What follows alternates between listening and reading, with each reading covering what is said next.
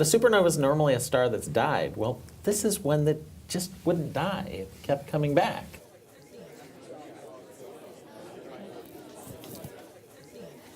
What is this star that will not die? Well, here's a picture of it. It's the galaxies in the background. Of course, stars are in galaxies, and there's the faint little light of the IPTF 14 HLS. We have very creative names for objects.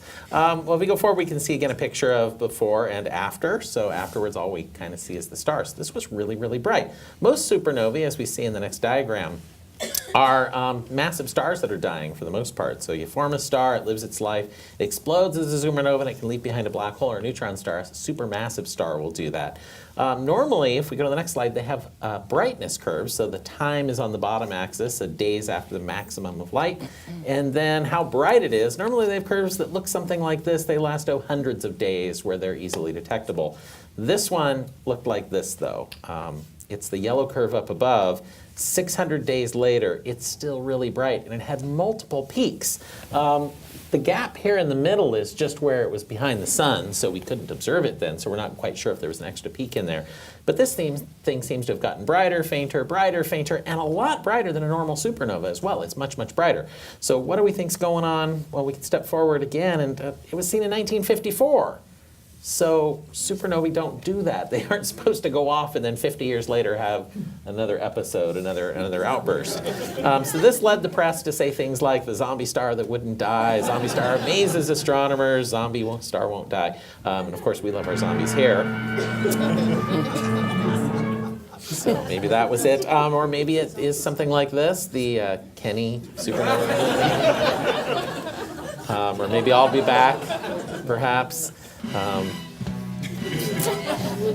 You only live 5 times. So why does this star keep coming back? Well, we're going to read this paper here. We're going to spend the next hour or so. Now, this is a paper by Stan Woosley. He was actually one of my professors, where he does simulations of exploding stars. It's what he and his students do.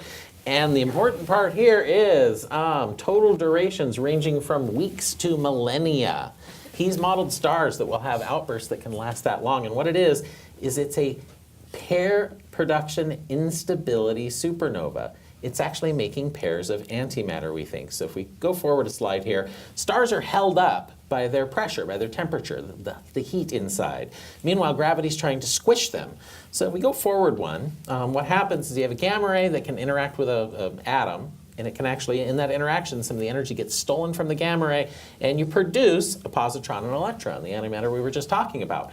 That cools off the center of the star, and it causes it to collapse. That collapse in the center then causes a shock wave of energy to work its way outwards. That shock wave can disrupt things, and it can stabilize the star a little bit, and then 50 years later, 100 years later, you can get another outburst. Finally, it's going to reach a stage where it destroys itself completely, and then it'll go through several phases. And we can see a model of that in the next one that was in this paper, that paper I just quoted. This was for a 110 solar mass star. The one they observed, they think, had about 50 solar masses at the end of its life. Time to collapse in 10 to the 7 seconds. So that's in every 10 million seconds. I think that's around a 2-year period. 4 months. It's a 4-month period? Yeah. So, okay, well, I'm off by factor 4.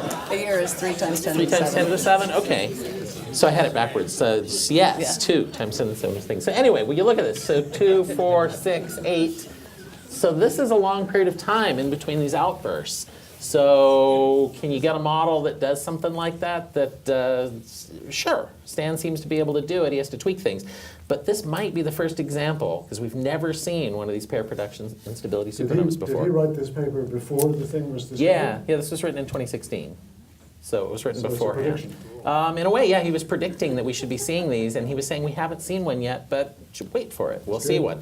Yeah, very good work. And if we step forward, we can see the light curves that were measured by the observers. And indeed, a typical supernova is in the lower left down here, dies out, goes away. This one is just staying bright with multiple peaks again behind the sun. And each of these different colors are different color filters, actually. So all the different bands, the blue is indeed blue, the V is a kind of a green color, R is red.